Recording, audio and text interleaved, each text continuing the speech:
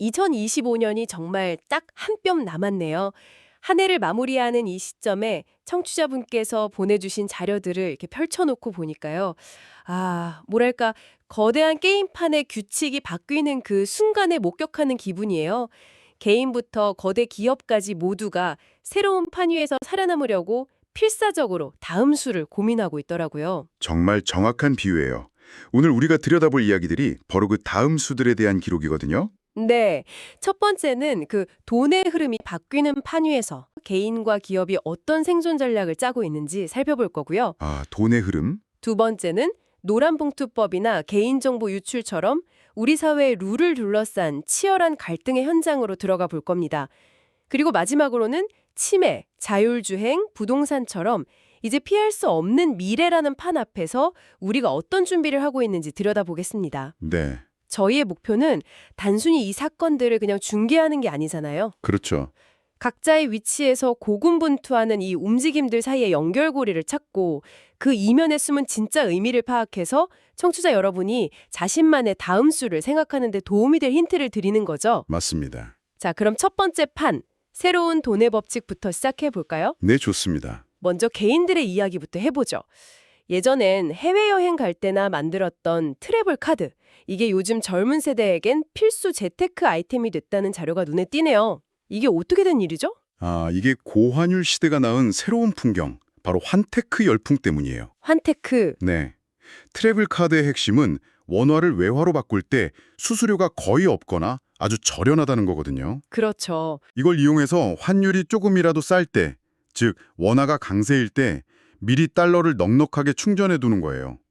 그러다 나중에 환율이 오르면 그 차익을 노리거나 아니면 해외 직구를 하거나 미국 ETF에 투자하는 식으로 활용하는 거죠. 잠깐만요. 자료를 보니까 하나금융의 트래블로그 가입자가 1,000만 명을 넘었다고요? 네, 맞아요. 우리나라 인구 5명 중 1명이 쓴다는 거잖아요. 이건 그냥 유행이 아니라 거의 일상적인 금융활동이 됐다는 뜻이네요. 예, 그렇죠. 사실상 개인용 외화 통장처럼 쓰고 있는 겁니다.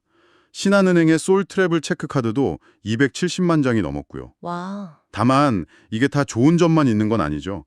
충전할 땐 수수료가 없어도 남은 외화를 다시 원화로 바꿀 땐 보통 0.5%에서 1% 정도 수수료가 붙어요. 그렇군요. 그리고 가장 중요한 건 환율 예측이 빗나가면 당연히 손해를 볼 수도 있다는 점이고요. 그렇죠. 달러 자산에 대한 관심이 트래블 카드에만 그치지 않는 것 같아요. 전통의 강자인 달러 예금과 달러 보험 인기도 엄청나네요. 5대 은행 달러 예금 잔액이 89조 원에 달한다니 그 규모가 상상이 안 가요. 이건 시장 참여자들이 당분간 킹달러 기조, 그러니까 달러 강세가 계속될 거라고 보고 있다는 강력한 신호예요. 해외 주식에 투자하려는 서학개미들이 총알을 장전해 두는 일종의 투자 대기 자금 성격도 강하고요. 달러 보험도 판매액이 작년보다 1.5배나 늘었다는데 높은 금리에 비과세 혜택까지 준다고 하니 솔깃하긴 해요. 그런데 10년 이상 유지라는 조건이 붙어 있네요. 이건 사실상 족쇄가 될 수도 있는 거 아닌가요? 10년 뒤 환율이 지금보다 떨어져 있으면 어떡해요? 이건 보험이라기보단 환율에 거는 장기 베팅에 가까운 것 같은데요. 정확히 보셨어요. 그래서 전문가들이 가장 경고하는 부분이 바로 그겁니다. 네. 달러 보험은 단기 환차액을 노리는 상품이 절대 아니거든요. 가입 시점보다 만기 시점의 환율이 훨씬 중요하기 때문에 내 전체 자산 포트폴리오에서 위험을 분산하는 장기적인 관점으로 접근해야지 요즘 달러가 대세라더라 하는 식으로 뛰어들면 낭패를 보기 십상이죠. 결국 개인이나 기업이나 같은 게임을 하고 있는 것 같네요.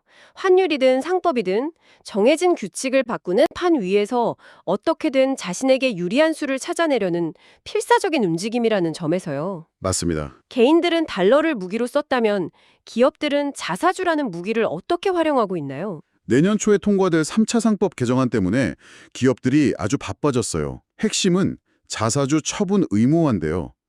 앞으로 기업이 자기 회사 주식을 사들이면 1년 안에 소각해서 아예 없애거나 시장에 다시 팔아야 해요. 원래 자사주 소각은 유통 주식수를 줄여서 주주 가치를 높이는 긍정적인 효과가 있거든요. 그런데 기업들은 왜 이렇게 긴박하게 움직이는 거죠? 주주들한테 좋은 일인데 반기는 분위기가 아닌 것 같아요. 바로 경영권 방어 때문이에요. 경영권. 네. 자사주는 의결권이 없어서 잠자는 주식이라고 불리지만 이걸 우리 편, 즉 우호 지분을 가진 누군가에게 넘기면 의결권이 마법처럼 되살아나거든요. 아, 법이 시행돼서 자사주를 강제로 처분해야 하기 전에 어떻게든 이 잠자는 주식을 깨워서 내 경영권을 지켜줄 백기사로 만들려는 거죠. 그래서 등장한 방법들이 흥미롭네요. 첫 번째가 교환사채, 이비 발행. 올해 발행 규모가 작년에 2배가 넘는 4조 7천억 원으로 급증했어요. 자사주를 담보로 채권을 발행해서 나중에 투자자들이 원하면 그 자사주로 바꿔주는 방식인 거죠. 이렇게 하면 기업은 돈도 빌리고 우호적인 투자자에게 의결권도 넘겨줄 수 있으니 그야말로 일석이조네요. 그렇죠. 두 번째는 더 노골적이에요. 자사주 맞교환. 맞교환이요? 네. 사업적으로 아무 관련 없는 회사끼리 서로의 자사주를 사주는 거예요.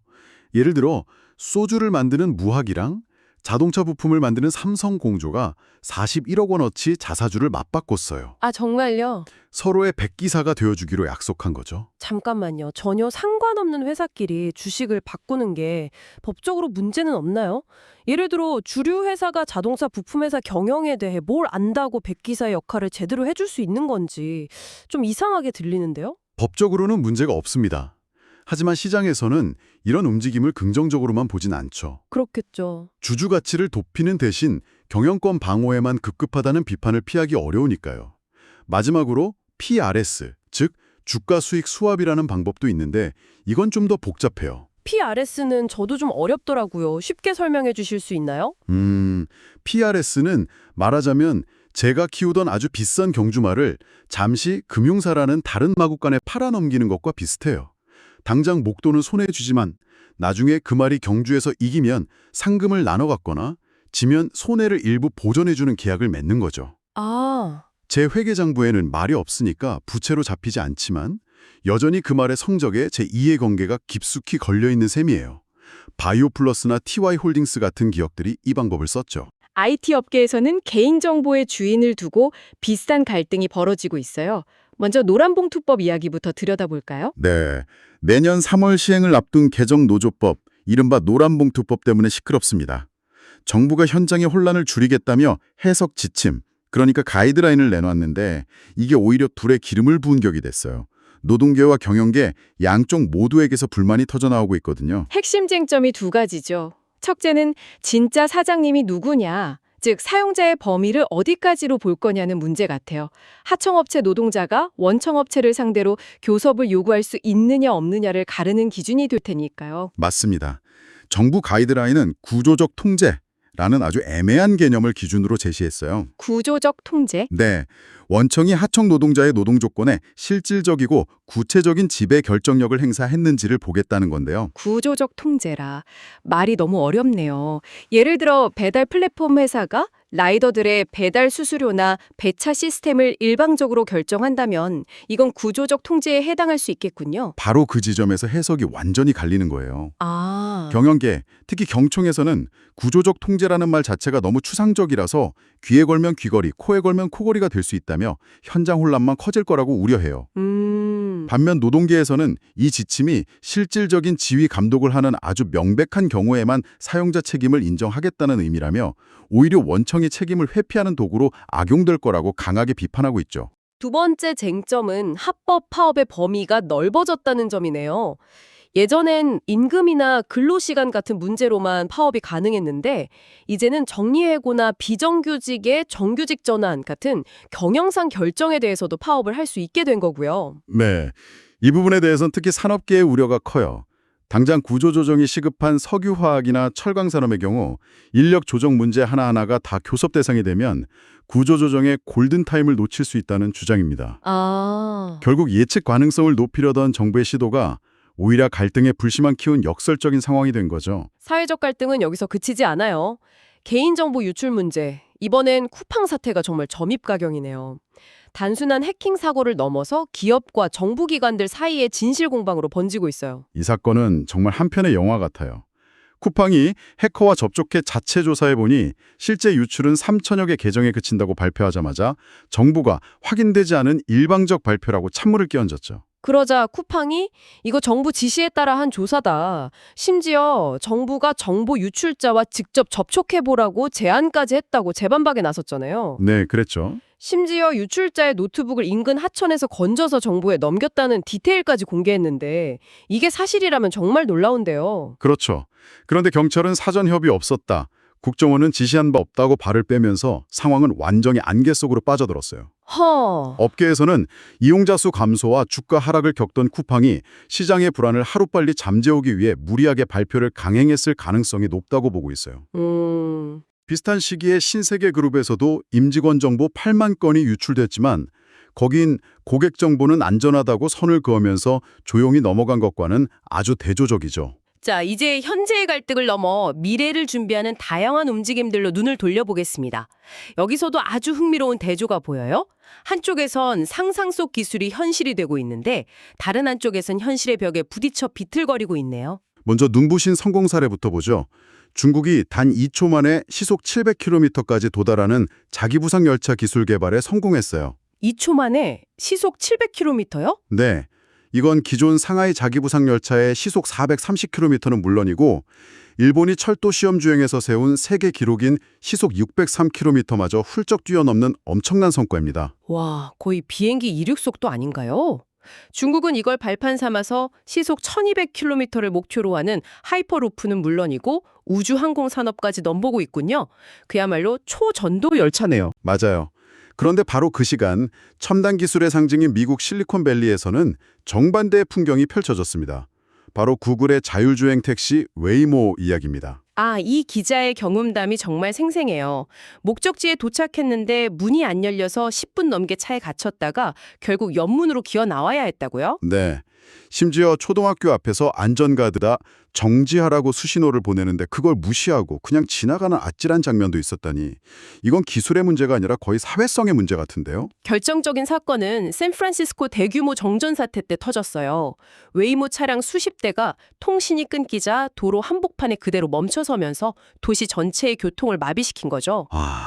이 사례들은 자율주행차가 마치 교통법규 교과서만 달달 외운 모범생 같다는 걸 보여줘요. 법에는 없는 운전자들끼리의 눈치나 손짓 같은 사회생활은 전혀 못하는 거죠.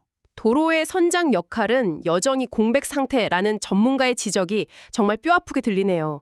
아무리 기술이 발전해도 현실의 복잡한 맥락을 이해하지 못하면 무용지물이 될 수 있다는 걸 보여주는 사례예요. 이런 미래의 불확실성에 대비하는 움직임은 금융권에서도 활발해요.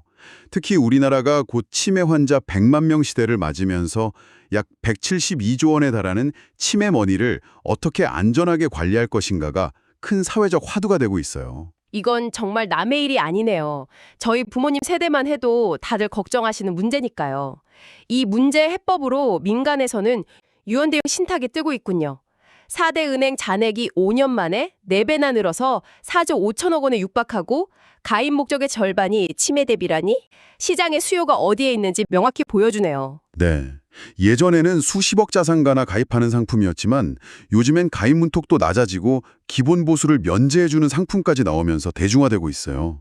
살아있을 땐 내가 직접 자산을 관리하다가 혹시 치매에 걸리면 병원비나 간병비가 자동으로 지급되고 세상을 떠난 후에는 미리 정해둔 대로 자녀들에게 상속까지 해주는 그야말로 인생 종합 관리 서비스로 진화하고 있는 거죠. 하지만 이런 민간 신탁은 여전히 보통 사람들에겐 부담스러울 수밖에 없죠.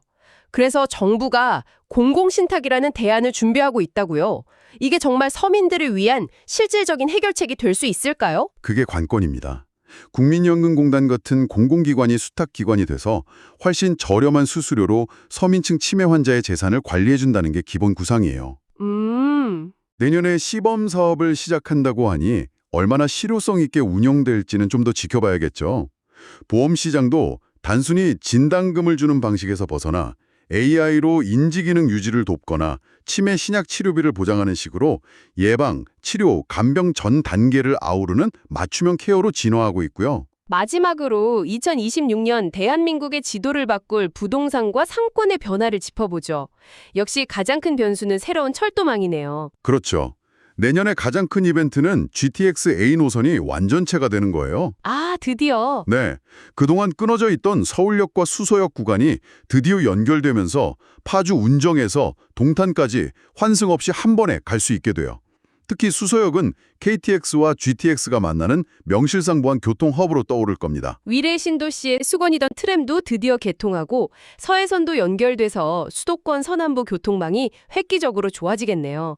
이런 교통망 확충은 당연히 주변 부동산 시장을 들썩이게 만들겠죠. 물론입니다. 보통 착공과 개통 두 번에 걸쳐 가격이 크게 오르는 경향이 있죠. 주거지 지도가 바뀐다면 사람들은 돈을 쓰는 상권의 지도로 바뀌고 있어요. 인기 TV 프로그램 흑백 요리사에 나온 셰프들의 식당이 어디에 있는지 분석한 자료가 아주 흥미로워요. 네, 저도 봤어요. 결과가 의외더라고요. 당연히 청담동이나 한남동일 줄 알았는데 새로운 핫플레이스로 떠오른 곳이 도산대로 상권이라고요. 출연 셰프 식당 7곳이 여기에 몰려 있었어요. 맞아요.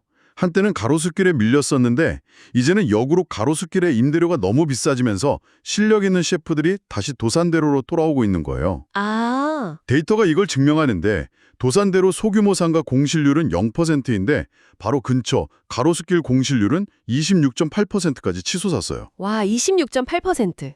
네, 비강남권에서는 해방촌이 새로운 다크호스로 떠오르고 있다는 점도 눈에 띄고요. 오늘 우리가 살펴본 자료들은 경제, 사회, 각기 다른 판 위에서 벌어지는 변화의 단면들이었네요. 개인은 환율이라는 거대한 파도에 올라타냥하고 기업들은 법이라는 새로운 규칙에 맞춰 생존 전략을 다시 짜고 있고요. 사회적으로는 노동과 정부 인권을 둘러싼 해묵은 갈등이 새로운 국면을 맞았고 기술은 눈부신 진보와 혹독한 현실적 과제라는 두 얼굴을 동시에 보여줬습니다. 이 모든 게 결국 다가올 미래라는 미지의 판을 앞에 두고 각자의 방식으로 최선의 수를 두려는 노력이라고 볼 수 있겠죠. 맞아요. 우리는 오늘 치매 대비 금융상품, 미래 교통망 계획처럼 미래를 철저히 준비하려는 수많은 시도를 봤어요. 하지만 동시에 인류 최고의 기술이라는 자율주행차가 인간 사회의 아주 비공식적인 수신호 하나를 이해하지 못해서 큰 혼란을 빚는 모습도 목격했고요. 이는 우리의 계획이 아무리 정교해도 예측 불가능한 사회적 맥락과 만났을 때 얼마나 취약해질 수 있는지를 보여주는 것 같아요. 기술이든 제도든 마찬가지죠. 그래서 마지막으로 이 질문을 던져보고 싶어요. 청취자 여러분께서 몸담고 계신 분야 혹은 여러분의 삶에서 미래의 혁신이 반드시 이해하고 넘어야 할 글로 쓰지 않은 규칙 혹은 암묵적인 사회적 약속은 무엇이라고 생각하시나요? 깊이 생각해 볼 만한 질문이네요. 오늘 저희가 준비한 이야기는 여기까지입니다. 다음 시간에 더 흥미로운 자료들과 함께 돌아오겠습니다.